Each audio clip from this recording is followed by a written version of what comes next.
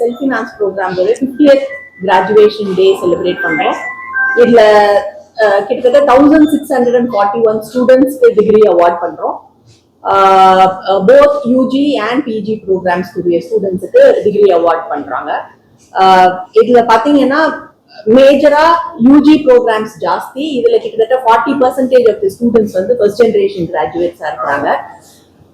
ரொம்ப affordable education இங்க இருக்கிறதுனால எங்களுக்கு ஃபர்ஸ்ட் ஜெனரேஷன் கிராஜுவேட்ஸ் உடைய என்ரோல்மெண்ட் ஜாஸ்தியாவே இருக்கு.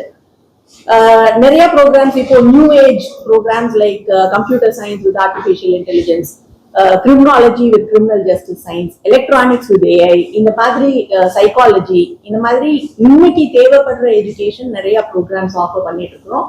அந்த ஸ்டூடெண்ட்ஸ் புதுசா வந்த ப்ரோக்ராம் போக பழைய ப்ரோக்ராம்ஸும் இப்போ விஷுவல் கம்யூனிகேஷனா இருக்கட்டும், சாஃப்ட்வேர் அப்ளிகேஷனா இருக்கட்டும், இந்த மாதிரி ப்ரோக்ராம்ஸ், இன்டீரியர் டிசைன், இதுலயும் ஆர்ட்ஸ் அண்ட் சயின்ஸ் படிக்கிற ஸ்டூடெண்ட்ஸ் நிறைய பேர் இருக்கிறாங்க. அவங்க எல்லாருமே இன்னைக்கு டிகிரிஸ் சார் கையால வாங்குறாங்க. இதுல முக்கியமா சொல்லணும்னா 3 ஸ்டூடெண்ட்ஸ் யூனிவர்சிட்டி ஃபர்ஸ்ட் ரேங்க் வாங்கியிருக்கிறாங்க. இது போக டாப் 10 ரேங்க்ஸ்ல எங்களுடைய ஸ்டூடெண்ட்ஸ் 34 ஸ்டூடெண்ட்ஸ் இருக்கிறாங்க. அதுதான் ஸ்பெஷாலிட்டி. இந்த வருஷத்துக்கான புது இனிஷியேட்டிவ் அப்படின்னு பாத்தீங்கன்னா எங்களுக்கு இன்குபேஷன் சென்டர் இன்னோவேஷன் செல்லுன்னு ஒன்று ஆரம்பிச்சிருக்கிறோம்.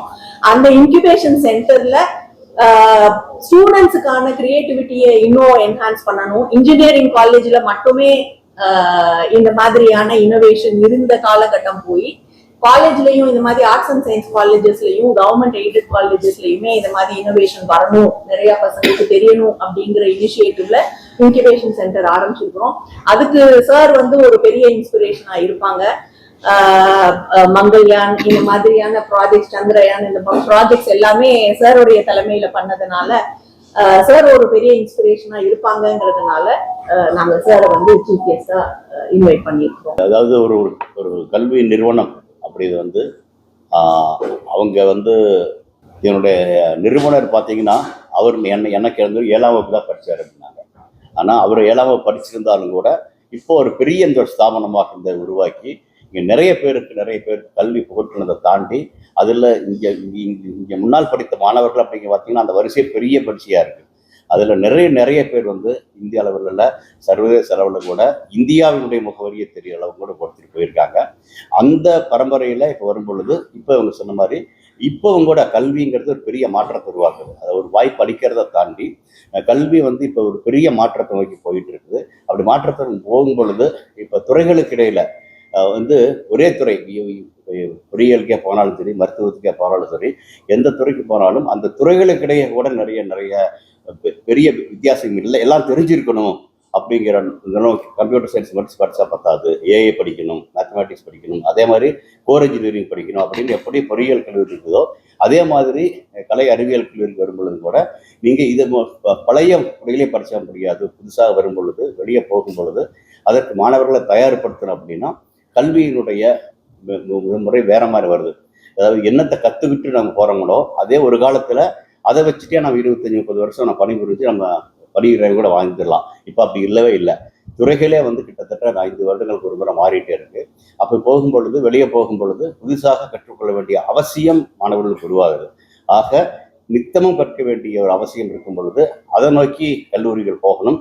அதில் வந்து நம்முடைய ஏஎம்ஜே கல்லூரி மிக சிறப்பாக பண்ணிட்டு இருக்காங்க அப்படிங்கிறத புரியுது. அது வந்து கலை அறிவியல் கல்லூரியாக இருந்தாலும் ஆண்கள் பெண்கள் சேர்ந்து படிக்கிறவங்க இதாக இருந்தாலும் கூட வெளியே போகும் பொழுது தேவையான திறன் மேம்பாடுகளை கல்வியிலேயே அவன் கற்றுக்கிறதுக்கான வாய்ப்புகள் உருவாக்குறாங்க. அதே மாதிரி இப்போ வந்து இன்னோவேஷன் அப்படிங்கிறது அதிகமாக பொறியியல் கல்லூரியில் இருக்கக்கூடிய கொண்டு வந்து இங்கேயே கொண்டு வந்து கொடுக்கும் பொழுது இன்னும் சிறப்பாக மாணவர்கள் உருவாக்க முடியும் அப்படிங்கிற நோக்கி கல்வி போகுது. அதுக்கு தகுந்த மாதிரி அவங்க உருவாக்குறாங்க. அதன் வெளிப்பாடு இன்னைக்கு வந்து 50வது ஆண்டு பட்டமளிப்பு விழா, அதில் வந்து மாணவர்கள் கலந்து கொள்ளும் பொழுது அதிகமாக பார்த்தீங்கன்னா நிறைய இடங்கள் இப்போ பட்டமளிப்பு விழா போயிருக்கிறேன். போகும் பொழுது மாணவர்களுக்கு சொல்லுவது இப்போ வந்து நிறைய வாய்ப்புகள் இருக்குது. வாய்ப்புகள் இருந்தாலும் போட்டிகளும் அதிகமாக இருக்குது. அந்த போட்டிகளுக்கு தகுந்த மாதிரி நம்ம பந்தய குதிரை மாதிரி நம்ம என்றைக்கும் தயாராக இருக்க வேண்டிய அவசியம் இருக்குது. அதுவும் இல்லாமல் கால ஓட்டத்துக்கு தகுந்த மாதிரி நம்ம வந்து வெளியே எந்த படிக்க போனாலும் அதை கற்றுக்கொள்ள வேண்டிய அவசியம் இருக்குது அப்படிங்கிறத நம்ம சொல்கிறோம். அதுவும் முக்கியமாக இளைய பாரதம் பாரதி சொல்லியிருப்பார். ஆனால் உண்மையிலேயே உலக அளவில் பார்த்தீங்கன்னா இளைஞர்கள் அதிகமுள்ள நாடாக இந்தியா இருக்கிறதை தாண்டி அடுத்த 30-40 வருடங்களுக்கு நம்ம தான் இளமையாக இருக்க போகிறோம். இப்போ ஒரு வீட்டிலேயே பார்த்தீங்கன்னா கூட இளைஞர்கள் தான் அந்த அந்த அந்த வீட்டினுடைய நம்பிக்கை, அந்த சமுதாயத்துடைய நம்பிக்கை அப்படிம்பாங்க. அதே மாதிரி நம்முடைய நாட்டின் நம்பிக்கையை தாண்டி உலகின் நம்பிக்கையாக கூட இந்திய இளைஞர்கள் உருவாக வேண்டிய அவசியம் இருக்குது. அப்படிங்கிறன்னா உலகத்தில் எங்கெங்கே நடக்குதோ அதுக்கு தகுந்த மாதிரி நம்ம தகுதிப்படுத்திக் கொள்ள வேண்டும். அதே மாதிரி நம்ம இங்கே படிக்கிறோம் அப்படின்னா நம்முடைய வீட்டுக்காக மட்டுமில்லை, நம்முடைய மாநிலத்துக்காக மட்டுமில்லை, நம்முடைய நாட்டுக்காக மட்டுமில்லை, உலகம் என்ன அவர்கள் அதற்கு சேர்ந்து அவங்க கற்றுக்கொள்ள வேண்டிய அவசியம் இருக்குது. அது அப்படிங்கிற நோக்கி நாடு போயிட்டு இருக்குது. அதில் கல்விக்கூடங்கள் மிக மிக சிறப்பான பணிகளை புரிஞ்சிட்டு இருக்கிறாங்க. இன்னும் அது காலத்துக்கு ஏற்ற மாதிரி அவங்கள புதுப்பித்துக் கொள்ள வேண்டிய அவசியம் இருக்குது. அதை இது மாதிரியான பட்டமளிப்பு விழாக்களில் சொல்லும் பொழுது ஒரு பக்கம் மாணவர்களுக்கு சொல்கிறோம், அது மாணவர்களுக்கு உடைய பெற்றோர்கள் வர்றாங்க அவர்களுக்கு சொல்கிறோம், இது ஆசிரியர்கள் இருக்காங்க இவங்களுக்கு சொல்கிறோம். இது எல்லாம் தாண்டி இது மாதிரி ஊடகங்கள் வரும் பொழுது இது அந்த அந்த கல்லூரிக்கு மட்டுமில்லை, இது பொதுவாக எல்லாருக்கும் போவதற்கான வாய்ப்பு உருவாக்கப்படுதுன்னு நினைக்கிறேன். அந்த வகையில் ஒரு ஆண்டு விழாக்கள் எப்படி ஒரு பள்ளி கல்லூரி நடக்குதோ அதை தாண்டி ஒரு பட்டமளிப்பு விழா அப்படிங்கிற பொழுது பட்டம் வாங்கும் மாணவர்களுக்கு ஒரு புது மைல்கல், அதிலிருந்து அவங்க என்ன எப்படி போகலாம் அப்படிங்கிறத அந்த இடத்துல பாடம் கற்றுக்க முடியும்னு ஒரு நம்பிக்கை இருக்குது. இதை தாண்டி கல்லூரி நிறுவனங்களும் மாணவர்களை உருவாக்கியிருக்காங்க அப்படிங்கிறது. இதெல்லாம் தாண்டி நிறைய இடத்துல சொல்லுவேன், ஒன்று சிறப்பாக செய்வது அப்படிங்கிறது எல்லாருக்கும் இருக்கணும். தனி மனிதனாக இருக்கலாம், அதாவது ஒரு நாடாக இருக்கலாம், இது மாதிரி கல்வி நிறுவனங்களாக இருக்கலாம்.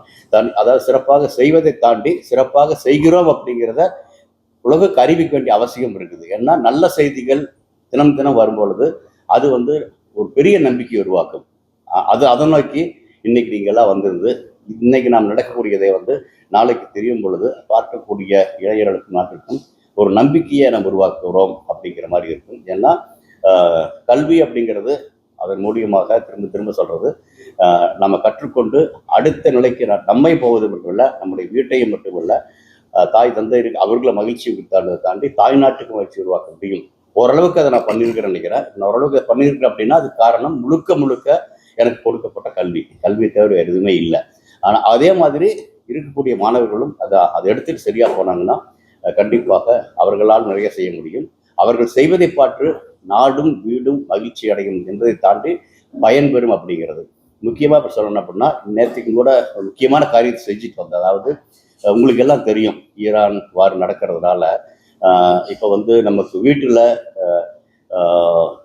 எரிவாயு இருக்குமா, சமையல் வாயு இருக்கா அப்படிங்கிறத தாண்டி இப்போ நீங்கள் ஏதாவது ஹோட்டலுக்கு போனீங்கன்னா கூட இல்லை இது பூரி சேரும் அப்படின்னு சொல்ல முடியாது, இந்த சாதனங்கள் செய்ய முடியாது. ஏன்னா அங்கே எல்பிஜி இல்லை அப்படிங்கிற மாதிரி போகுது. பல துறைகளில் இதோட எல்பிஜி இல்லை அப்படிங்கிற பொழுது கட்டுமானத்துக்கு தேவையான இரும்பு ஆலைகளில் அது இல்லாமல் குறைஞ்சிட்டு போயிட்டு இருக்கு. இது எல்லாம் மாற்றி ஏதாவது செய்ய முடியுமா அப்படிங்கிற வகையில் என்ன பண்ணலாம் அப்படிங்கிற பொழுது இப்போ இது வரைக்கும் விண்கலன் அனுப்புறதுக்கு கிரையோஜெனிக் யூஸ் பண்ணுவோம். கிரையோஜெனிக்னா என்ன, ஆக்சிஜன் ஹைட்ரஜன் சேர்த்து அனுப்பும் பொழுது பெரிய விசை வருது, அதை அனுப்புகிறோம். இப்போ அதையே கொஞ்சம் மாற்றி பார்த்தோம்னா நம்ம இருக்கக்கூடிய தண்ணி இருக்கு இல்லையா, அது வீணா போகிற தண்ணியை எடுத்தாலும் கூட குடிக்கக்கூடிய தண்ணியிலேருந்து தண்ணீர் எல்லா இடத்துலையும் ஆக்சிஜன் ஹைட்ரஜன் இருக்குது. அங்கிருந்து எடுத்தோம்னா அந்த எரிபொருளை எல்பிஜியோட சிறப்பான எரிபொருளாக நாம் உருவாக்க முடியுமல்ல, உருவாக்கி இருக்கிறோம். உருவாக்கி இது நம்ம வீட்டினுடைய சமையல் அறையில் இருந்து இரும்பாலைகள் வரைக்கும் நிலக்கரிகள் அடிச்சாங்க, பெட்ரோல் டீசல் அடிச்சாங்க. அந்த வழி தப்பா போயிடுச்சு. திரும்ப அந்த வழியை சரி செய்ய வேண்டிய அவசியம் இருக்குது. அந்த வழி தப்பா போனதுனால தான் இன்னைக்கு இந்த கோடை இப்படி இருக்குது, அடுத்த வருஷம் எப்படி இருக்குது, அடுத்த வருஷம் எப்படின்னு சொல்ல முடியாமல் போயிடுச்சு. ஸோ அந்த வழியை நம்ம சரி பண்ண வேண்டிய அவசியம் இருக்குது. அதை சரி பண்ணுவதற்கான அவசியமும் அவசரமும் ஈரான் போர் உருவாக்கி இருக்குதுன்னு நினைக்கிறேன். இதை நாம் ஒரு சந்தர்ப்பமாக, இது ஒரு சவாலான இதை சந்தர்ப்பமாக எடுத்துட்டு ஒரு சிறப்பான பணியை இந்தியா செய்ய முடியும் அப்படிங்கிற நம்பிக்கை எனக்கு இருக்குது. நிலவில் நீர் கண்டுபிடிச்சதை தாண்டி அந்த நீரை வச்சுட்டு திரும்ப உருவாக்கக்கூடிய தீயில வருங்கால சமுதாயத்திற்கு எந்த பாதிப்பும் இல்லாத உருவாக்க முடியும் அப்படிங்கிற ஒரு இடத்துல இருக்கிறோம். இதுல செய்ய வேண்டியவர்கள் இன்றைய இளைஞர்கள். அந்த இளைஞர்களுக்கு எடுத்துட்டு போக முடியும்னு பார்க்குறேன். இதை ஊடகம் சிறப்பாக செய்ய முடியும். இந்த பணியை எடுத்துட்டு போனாங்கன்னா இதை சரியா செல்லும் பொழுது அடுத்த தலைமுறை இந்த பூமியில் எப்படி இருக்குமோன்னு பயத்தை தாண்டி அடுத்த தலைமுறைக்கான நம்பிக்கையை நம்மால் உருவாக்க முடியும். அது கல்விக்கூடங்களில் தான் முடியும். கல்விக்கூடங்களும் அதே மாதிரி மாணவர்களும் சேர்ந்து போகும் பொழுது இதை ஊக்கப்படுத்துவதற்கு இது மாதிரி ஊடகங்கள் இன்னும் சிறப்பாக செய்ய முடியும்னு நினைக்கிறேன். அதுக்காக நீங்கள் திரளாக வந்திருந்ததை பார்த்து ரொம்ப மகிழ்ச்சியாக இருக்குது. இதுக்கு மேலே ஏதாவது உங்களுக்கு கேள்வி இருந்துச்சுன்னா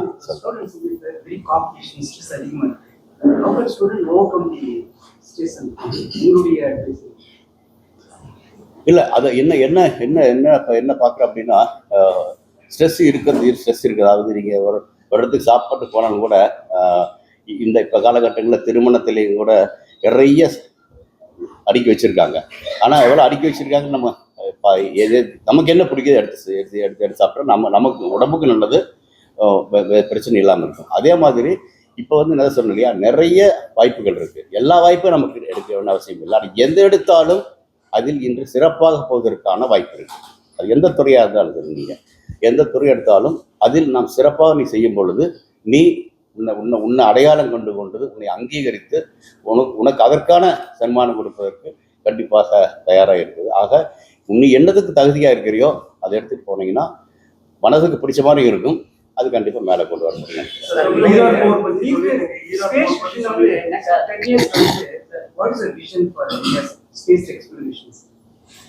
ஓகே, ஸ்பேஸ் எக்ஸ்ப்ளோரேஷன் அப்படின்னு பார்த்தீங்கன்னா உலகத்துக்கே வந்து விண்வெளித்துறையை வந்து மனித சமுதாயத்துக்கு உபயோகப்படுத்த முடியும். ஒருத்தருக்கு சண்டை போட வேண்டிய அவசியம் மனித சமுதாயத்துக்கு உபயோகப்படுத்த முடியும். ஏன்னா விண்வெளித்துறை அப்படி வந்தது அமெரிக்காவும் ரஷ்யாவும் அவங்களுடைய பனியுத்தம் சொல்லுவாங்க இல்லையா, கோல்டு வார், அந்த சமயத்தில் வந்ததான் வந்துச்சு. ஆனால் அதை தாண்டி நம்ம எடுத்து என்ன பண்ணோம், அந்த விண்வெளித்துறையை எப்படி உபயோகப்படுத்த முடியும். அது செய்தி தொழில்மாற்றக்காக இருக்கலாம், தொலை உணர்வுக்காக இருக்கலாம், நேவிகேஷனுக்காக இருக்கலாம், பருவநிலை மாற்றத்தை அறிஞ்சதுக்காக இருக்கலாம். இப்படி எல்லாம் செஞ்சோம். நிலவுக்கும் செவ்வாய்க்கும் போவது ஒரு சிறு பணி தான். அதை தவிர நானே பார்த்தீங்கன்னா என்னுடைய பெயர் சந்திரயான் மங்கள்யான் தெரிஞ்சிருக்கலாம். ஆனால் அதை தாண்டி 60 கலங்கள் செஞ்சிருக்கேன். இது எல்லாமே வந்து விவசாயிக்கும் மீனவர்களுக்கும் எல்லையில் இருக்கக்கூடிய நம்முடைய சகோதரர்களை அவங்களுக்கு தேவையான செய்திகள் சொல்வதற்கும் உலகளாவில் பார்த்தீங்கன்னா அதிகமான செய்தி கூடங்கள் இருக்கக்கூடிய ஒரு இடமாக இந்தியா இருக்குது. அப்படின்னா அதற்கு நம்முடைய செயற்கைக்கோள்கள் தான் உதவி இருக்குது. இப்போ மனிதர்கள் இருக்கக்கூடிய எல்லாத்துக்கும் இன்றைய நாட்டு நடப்பு சரியாக தெரிஞ்சிருக்குது அப்படின்னா 50 வருஷத்துக்கு முன்னால் இது மாதிரி நாட்டு நடப்பு தெரிஞ்சிருக்குல்ல, இன்னைக்கு தெரிஞ்சிருக்குதான் கண்டிப்பாக நம்முடைய செயற்கைக்கோள்கள். அந்த வகையில் சமுதாயத்துக்கு தேவையானதை மிக அதிகமாக செய்தவர்கள் இந்தியர்கள். அதில் நம்ம ஒரு பங்கு இருக்குன்னு சொல்ல முடியும். இதை தாண்டி இனிமேல் நிலவுக்கு போகிறது கூட மற்றவங்க எல்லாம் நிலவுக்கு போனது போட்டிக்கு போனாங்க. நம்ம அப்படி இல்லை, நிலவை முழுதாக அறிந்து கொள்வதற்காக போனோம். அந்த அறிந்து கொள்வது இயற்கையாக வந்தது வந்து நிலவில் நீர் இருக்குன்னு சொன்னோம். எப்படி தீ அப்படிங்கிறது முக்கியமோ அதே மாதிரி திரும்ப நீர் அப்படிங்கிறது முக்கியம். எந்த அந்த நீர் வந்து நீரை ஆதாரமாக வைத்து பெறக்கூடிய சக்தி உருவாக்கணும்னா அது வந்து நம்ம உலகத்துக்கு வந்து மனித குலத்திற்கு பாதிப்பில்லாத உருவாக்க முடியும். அதை நோக்கி தான் நம்ம பயணிக்கிறோம். இப்போ கிட்டத்தட்ட 50 வருடங்களாக நிலவை பற்றி கவனிக்காமல் இருந்த அமெரிக்கா இப்போ திரும்ப நிலவுக்கு போகுது. அதுவும் நாம் சொன்ன தென்துருவத்துக்கு போகுது அப்படின்னா அதற்கான வழியமைத்தவர்கள் நாம. சரியா புரிஞ்சுக்கணும். ஆனால் இந்த வழியமைத்த நாம வந்து அடுத்து நிலவில் குடியமைப்பு வரும் பொழுது அதில் இந்தியர்களுக்கும் உரிமை உண்டு அப்படிங்கிற வகையில் போகும் பொழுது இன்னைக்கு அமெரிக்காவுக்கு போகிறதுக்கு விசா கேட்கலாம். ஆனால் நாளைக்கு என்னுடைய அடுத்த தலைமுறை நிலவுக்கு போகும் பொழுது இந்தியர்களுக்கு யாரும் விசா கொடுக்க வேண்டிய அவசியம் இல்லை என்பதற்கு போகும். இது வந்து அறிவியல் ரீதியாகவும் தொழில்நுட்ப ரீதியாகவும் இந்தியர்களை வந்து ஒரு உயர்ந்த தளத்துக்கு கொண்டு வர உதவும் நினைக்கிறேன். சார், இந்த ஈரான் போர் பற்றி சொல்லியிருந்தீங்க. இந்த வாட்டர் மூலியமா நம்ம வந்து நமக்கான எரிவாயு வந்து தயார்படுத்தலாம்னு சொன்னீங்க. அதில் 2 கொஸ்டின் இருக்கு. இது இந்த இம்ப்ளிமெண்டேஷன் வந்து எவ்வளவு நாளா நடைமுறைக்கு வரும் ஒன்று. 2வது கொஸ்டின் என்ன அப்படின்னா, நீங்க அதுல வந்து சொல்லுவீங்க மாணவர்களுடைய தேவை அதுல அதிகமா இருக்கு அப்படின்னு சொல்லியிருந்தீங்க. அவங்கள இதுல இன்வால்வ் பண்றது எப்படி, அவங்களுடைய சப்போர்ட் உங்களுக்கு இந்த விஷயத்துல எவ்வளவு தேவைப்படுது அதை பற்றி கொஞ்சம் சொல்லுங்க. இது எவ்வளவு நாள் இம்ப்ளிமெண்டேஷன் ஆகும், இப்ப இருக்க நெருக்கடிக்கு இது எந்த விதத்துல உதவும் அப்படிங்கிறது முதல் இதை வந்து பார்த்தீங்கன்னா கிட்டத்தட்ட ஹை டீச்சரை உபயோகப்படுத்த முடியும் அப்படிங்கிறது இப்பத்த ஆராய்ச்சிகள் கிட்டத்தட்ட 100 வருடங்களாக நடந்து கொண்ட ஆராய்ச்சிகள் தான். ஆனால் பல காரணங்களால அது முன்னெடுத்து வைக்கப்படலை. அதை தாண்டி இப்போ வந்து செய்ய முடியும் அப்படிங்கிற என்ன செய்ய வேண்டிய அவசியம் வந்து உருவாகி இருக்கு. இது 2ஐயும் சேர்த்துருக்கோம். 2ஐயும் சேர்த்து வரும் பொழுது இது செய்வதற்கான வாய்ப்புகள் உண்டு. அதை தாண்டி ஒரு காலத்தில் இப்போ வந்து சூரிய மின்சாரம் அப்படிங்கிறது அதிகமான காசு இருந்துச்சு. இப்போ சூரிய மின்சாரம் ஒவ்வொரு வீட்லேயும் கொண்டு வர முடியும் வந்துச்சு. நமக்கு என்னன்னா நீரிலிருந்து மின்சாரம் பாய்ச்சப்பட்டுச்சுன்னா அதை வந்து ஹைட்ரஜன் ஆக்சிஜனை பிரிக்க முடியும். அதை வச்சுக்கிட்டு நம்ம பலதும் செய்ய முடியும். வீட்டில் நம்முடைய சமையல் பண்ணுறதுலேருந்து இப்போ சொன்னேன் இல்லையா, இரும்பு ஆலைகள் உலகத்தில் அதிகமான நிலக்கரியை உபயோகப்படுத்துது இரும்பு ஆலைகள். அந்த இரும்பு ஆலைகள்லாம் இரும்பு உருக்குவதற்கான வகையும் செய்ய முடியும் சமீபத்தில் காமிச்சிருக்கோம். இந்த நடைமுறைகளை நம்ம வந்து சரி இப்போ இருக்கக்கூடிய அவசரம் இருக்குது. இப்போ வந்து சூரிய மின்சாரம் நமக்கு வந்து எளிதாக கிடைச்சிருப்போம். இது ரெண்டையும் சேர்க்கும் பொழுது 100 வருடங்களாக செய்ய முடியாத இன்னைக்கு செய்ய முடியும் அப்படிங்கிற சாத்தியக்கூறு இருக்கும். இதை வந்து சீக்கிரமாக செய்யணும், நிறைய செய்யணும் அப்படின்னா நிறைய இளைஞர்கள் தேவை அந்த துறைக்கு. இப்போ அடுத்தது அரசிடம் போய் கேட்க போகிறோம். அரசு ஒத்துக்கொண்டாலும் அதற்கான நிதியுதவி கொடுத்தாலும் கூட செய்வதற்கு ஆட்கள் தேவை. வெவ்வேறு துறைகள் செய்ய போகணும், எல்லா துறைகளும். ஏன்னா தீ அப்படிங்கிறது தான் முக்கியமான கண்டுபிடிப்பு. திரும்ப சொல்றது, சமையலுக்கு இருக்கிறத தாண்டி இரும்பாலைகள் இருக்கிறது, எந்த இடத்துல ஈவன் பஞ்சாலைகள் போனாலும் இருக்கிறது, துணியாலைகளுக்கு போனாலும் சரி, எல்லா இடத்துலையும் அந்த தீ நீராவி அப்படிங்கிறதா திரும்ப வருது. ஈவன் வண்டியில் போகக்கூடிய பெட்ரோல் அதுல எரியுது. அது எரிஞ்சங்காட்டி தான் அது நடக்குது. அப்படின்னு எல்லாத்தையுமே நம்ம சொல்ற இதில் மாற்ற முடியும். அப்படி மாற்றணும் அப்படின்னா நிறைய நம்ம செய்ய வேண்டிய அவசியம் இருக்கு. அது கண்டிப்பாக நிறைய இளைஞர்கள் வர வேண்டிய அவசியம் இருக்கு. அதை நோக்கி தான் போகிறோம். அதுவும் இல்லாமல் இப்போ ஈரான் நடந்த இந்த பிரச்சனையினால பல எரிவாயு கிணறுகள்லாம் கூட பாதிக்கப்பட்டிருக்கு. அதனால சண்டை நின்னாலுமே வேற இதெல்லாம் சரியா வருமா அப்படிங்கிற இது இருக்கு. எல்லாம் தாண்டி வெப்பமயமாதலுக்கு முக்கியமான காரணம் நம்ம தப்பா எரிச்சதா அப்படின்னு சொல்றோம் இல்லையா. அதுக்கு வந்து எல்பிஜி இல்லாமையோ, பெட்ரோல் இல்லாமையோ, டீசல் இல்லாமையோ, நிலக்கரி இல்லாமோ செய்ய முடிஞ்சிச்சுன்னா அது பதிலாக இருக்கு. இப்போ செய்ய முடியும், நாம் காமிக்கிறோம். அது கண்டிப்பாக உலகளவில் எல்லாரும் எடுத்துக்க வேண்டிய அவசியம் இருக்கு.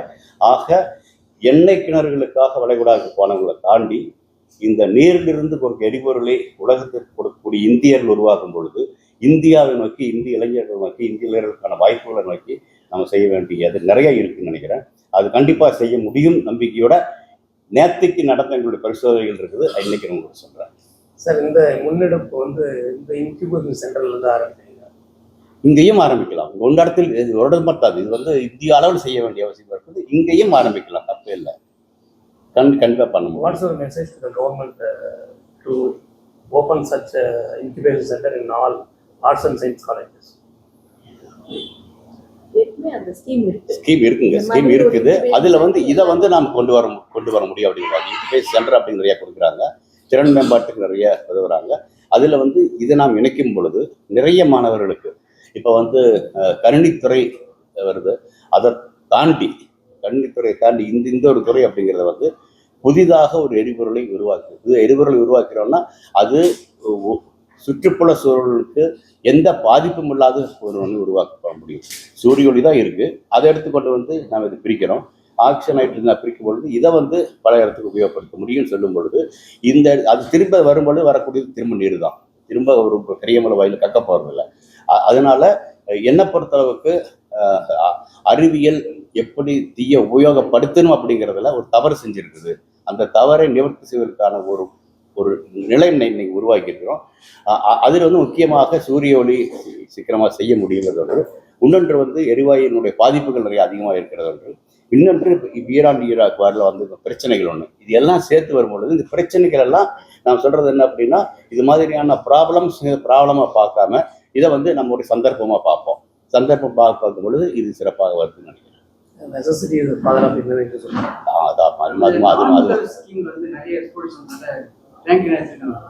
நான் முதல்வன் ஸ்கீம் வந்து எல்லா ஸ்டூடெண்ட்ஸ்க்குமே இருக்கு. அது right from first year till final year எல்லா ஸ்டூடெண்ட்ஸ்க்குமே இருக்கு. அதுல ஒவ்வொரு இயர்லயும் அவங்க ஒரு டைப் ஆஃப் கோர்ஸ் எடுக்கிறாங்க. முதல்ல வந்து இப்போ ஆர்ட்ஸ் அண்ட் சயின்ஸ்ல நிறைய கவர்மெண்ட் ஸ்கூல்ஸ்ல இருந்து வர குழந்தைங்க இருக்காங்க. அவங்களுக்கு லாங்குவேஜ் ஒரு ப்ராப்ளமா இருக்கு. ஸோ சாஃப்ட் ஸ்கில்ஸ் முதல்ல மேண்டேட்ரியா ஒரு கோர்ஸ் கொடுக்குறாங்க. அதுக்கு அடுத்து டொமைன் ஸ்பெசிஃபிக் ஸ்கில்ஸ் கொடுக்குறாங்க. ஸோ டெஃபினட்டா அது ஒரு ஆட் ஆன் தான், அவங்களுக்கு ஸ்கில் ஆட் ஆன் தான். சார், ஐடி துறையில போனாலும் நிறைய சம்பாதிக்கலாம் அப்படின்ட்டு நிறைய பேர் வந்து கம்ப்யூட்டர் சயின்ஸ், ஐடி அந்த மாதிரி போடுறாங்கல்ல, அவங்க மத்தியில் வந்து அந்த அறிவியல் ஆர்வத்தை தூண்டுறதுக்கான உங்களோட மெசேஜ் என்ன? நான் உறக்க சொல்லிட்டு தான் இருக்கிறேங்க. எவ்வளவு உறக்க சொன்னாலும் கூட ஒரு கூடத்தோடு தாண்டி போகணும் அப்படின்னா ஊடகங்கள் தேவை. முடிஞ்ச அளவுக்கு நான் சொல்வது ஊடகங்கள் எடுத்துட்டு போயிருக்காங்க. அதுதான் சொல்றேன். இப்போ அதனாலதான் நிறைய பள்ளி கல்லூரிகளில் முடிந்த அளவுக்கு நான் பேசுற இடத்துல நீங்க வர்றீங்க. இந்த செய்தி சிறப்பாக போகுது. இதை வந்து பல இடங்கள்ல இன்னைக்கு நான் பேசுறேன் அப்படின்னா எந்த பசங்கிட்ட பேசுறனோ எனக்கு தெரியும் 4-5 வருஷம் கழிச்சு அவங்க ஒரு இடத்துல இருக்கும் பொழுது இதை சுட்டிக்காட்டி இப்போ வர்றாங்க அப்படிங்கிறது அவங்கள தூண்டுவதற்காக முடிந்த அளவுக்கு பள்ளி கல்லூரிகள் பகும் பொழுது பேசுவது என்ன அப்படின்னா கணினித்துறை மட்டுமே இதுன்னு இல்லை, இதை தாண்டி நிறைய செய்ய வேண்டும். அதுவும் தற்போதைய காலகட்டத்தில் செயற்கை நுண்ணறிவு ஆர்டிஃபிஷியல் இன்டெலிஜென்ஸ் அப்படின்னு நிறையா வரும் பொழுது இப்போ வந்து நீங்கள் இதுவரைக்கும் கணினித்துறையில் அவங்க கோடிங் அப்படி எல்லாம் போயிட்டு இருப்பாங்க, ப்ரோக்ராமிங், அதெல்லாம் வந்து தேவையில்லை அப்படிங்கிற மாதிரி போகுது. ஒரு எழுத்துல போய் தட்டெழுத்து குறுக்கெழுத்து படிச்சிங்கன்னா அதே படிக்க போதுமாங்க. இப்போ அது தேவையே இல்லைங்கிற மாதிரி போயிடுச்சு. இப்போ அது மாதிரி காலங்கள் மாறும். ஆனால் இயற்கை நம்ம அறிவியல் நோக்கி போனோம் அப்படின்னா நீங்கள் வந்து புதுசாக புரிஞ்சுக்க முடியும். காலத்துக்கு ஏற்ற மாதிரி உங்களை நிர்வகிப்பதற்கான வாய்ப்புகள் இருக்கு. அது முக்கியம் அப்படிங்கிறத சொல்கிறேன் நான். இப்போ ஆர்ட்ஸ் அண்ட் சயின்ஸ் காலேஜில் வந்து ஒரு வருஷத்துக்கு நிறைய ஸ்டூடெண்ட்ஸ் வந்து வராங்க, இன்ஜினியரிங் ஸ்டூடெண்ட்ஸ் வராங்க. இந்த ஆர்ட்ஸ் அண்ட் சயின்ஸ்ல விஷுவல் கம்யூனிகேஷன், வீடியோகிராஃபி அது எல்லாமே வரும்போது இப்போ இந்த இன்ஸ்டாகிராம் இன்ஃப்ளூயன்சர்ஸ் இருக்காங்க, அதுல வந்து முக்கால்வாசி பேர் வந்து அன்குவாலிஃபைடு ப்ரொஃபஷனல்ஸ்.